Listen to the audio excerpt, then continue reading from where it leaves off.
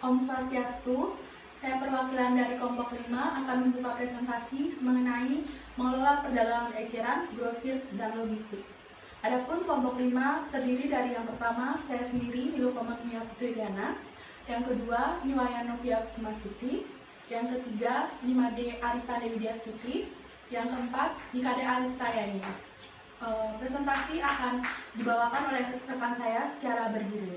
Yang pertama yaitu perdagangan eceran. Yang pertama, perdagangan eceran. Perdagangan eceran, pengecer atau retailer atau toko eceran, retailer store adalah semua badan usaha yang volume penjualannya terutama datang dari penjualan eceran. Semua organisasi yang menjual kepada konsumen akhir baik produsen, perdagangan grosir maupun pengecer merupakan usaha eceran. Jenis pengecer utama toko. Yang pertama yaitu toko barang khusus, yang kedua departemen store, yang ketiga pasar swalayan, yang keempat toko kelontong, yang kelima pengecer off price, yang keenam superstore, yang ketujuh ruang pamer katalog. Pengeceran memposisikan diri mereka menawarkan 1 dari 4 tingkat layanan. Swalayan adalah dasar dari semua operasi diskon. Banyak konsumen bersedia untuk melakukan proses mencari, membandingkan, memilih sendiri untuk menghemat uang. Memilih sendiri. Pelanggan mencari barang mereka sendiri, walaupun mereka dapat meminta bantuan. Layanan terbatas. Pengecer ini dapat memiliki lebih banyak barang dan jasa belanja, seperti kredit dan tawaran pengembalian barang. Pelanggan membutuhkan lebih banyak informasi dan bantuan. Layanan penuh. Wira niaga siap untuk membantu dalam setiap tahap proses mencari, membandingkan, memilih. Pelanggan yang suka ditunggui memilih toko jenis ini. Usaha eceran non toko. Yang pertama, penjualan langsung. Yang kedua, pemasaran langsung. Yang ketiga, mesin otomatis. Yang keempat, layanan pembelian. Lingkungan eceran baru. Perkembangan eceran lain yang mengubah cara konsumen membeli serta cara produsen dan pengecer menjual yaitu: yang pertama, bentuk dan kombinasi eceran baru. Yang kedua, pertumbuhan persaingan antar jenis. Yang ketiga, persaingan antar pengecer berbasis toko dan non-toko. Yang keempat, pertumbuhan pengecer raksasa. Yang kelima, penurunan pengecer pasar menengah. Yang keenam, pertumbuhan investasi dalam teknologi. Yang ketujuh, profil global pengecer utama. Mengembangkan strategi diferensiasi produk. Yang pertama, menampilkan merek nasional yang eksklusif yang tidak bersedia di pengecer bersaing. Yang kedua, menampilkan hampir seluruhnya barang merek pribadi private label. Yang ketiga, menampilkan acara besar tentang barang yang unik. Yang keempat, menampilkan barang yang mengejutkan atau terus berubah. Yang kelima, menampilkan barang terkini atau terbaru terlebih dahulu. Yang keenam, menawarkan layanan penyesuaian atau customization barang. Yang ketujuh, menawarkan pilihan bagi target yang sangat dicari. Perdagangan grosir, yaitu ada jenis pedagang grosir utama dan pedagang grosir lebih efisien dalam melaksanakan fungsi.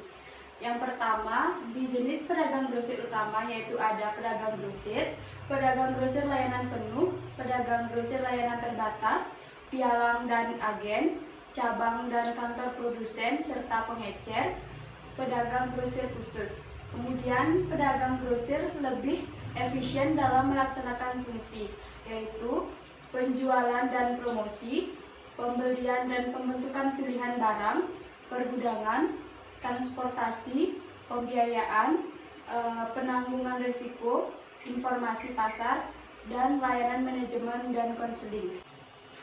Dan kemudian ada 4 cara memperkuat hubungan pedagang grosir dengan produsen. Yang pertama, mengusahakan kesepakatan yang jelas dengan produsen mereka tentang fungsi yang diharapkan di saluran pemasaran. Kemudian yang kedua, mendapatkan gambaran mengenai kebutuhan produsen dengan mengunjungi pabrik mereka dan menghadiri konvensi asosiasi produsen dan pameran dagang. Kemudian yang ketiga, memenuhi komitmen kepada produsen dengan memenuhi sasaran volume, membayar tagihan tepat waktu, dan memberikan umpan balik informasi pelanggan ke produsen mereka.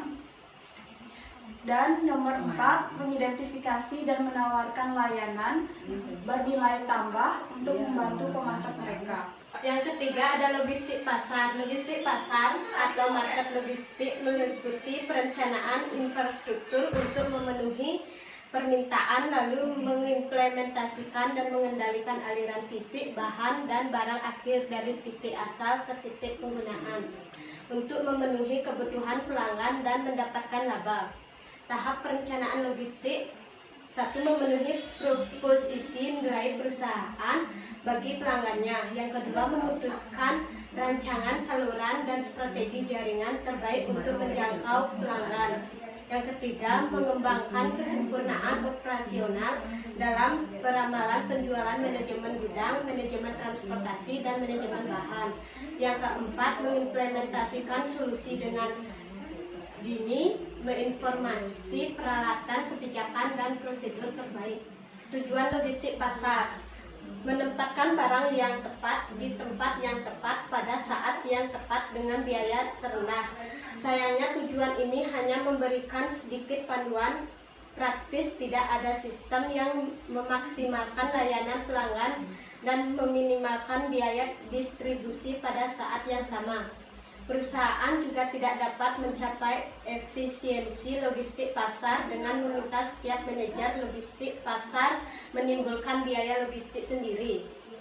Keputusan logistik pasar: yang pertama ada proses pesanan, yang kedua pergudangan, yang ketiga persediaan, yang keempat transportasi, yang kelima pelajaran organisasional. Kesimpulan dari presentasi kami yaitu perdagangan eceran meliputi semua kegiatan yang dilibatkan dalam penjualan barang atau jasa secara langsung kepada konsumen akhir untuk penggunaan pribadi dan non-bisnis. Pengecer bisa dipahami berdasarkan perdagangan eceran toko, perdagangan eceran non-toko, dan organisasi eceran. Seperti produk, jenis toko eceran melalui tahap-tahap pertumbuhan dan penurunan. Ketika toko yang ada menawarkan lebih banyak jasa agar tetap kompetitif, biaya dan harga naik, dan membuka pintu ke bentuk eceran baru yang menawarkan bauran barang dan jasa dengan harga yang lebih rendah. Perdagangan grosir meliputi semua kegiatan yang terlibat dalam penjualan barang atau jasa kepada mereka yang membeli untuk dijual kembali atau penggunaan bisnis. Pedagang grosir dapat melaksanakan fungsi lebih baik dan lebih efektif biaya dibandingkan produsen. Fungsi-fungsi ini meliputi penjualan dan promosi, pembelian dan pembentukan pilihan, fungsi pemecahan, gudang, transportasi, pembiayaan, penanggung risiko, penyebarluasan informasi pasar, dan pengawasan layanan, serta konsultasi manajemen. Sekian presentasi dari kelompok kami. Jika ada kesalahan kata dalam penyampaian materi, mohon dimaafkan. Presentasi saya tutup dengan Prama Santi. Om Santi Santi Santi Om.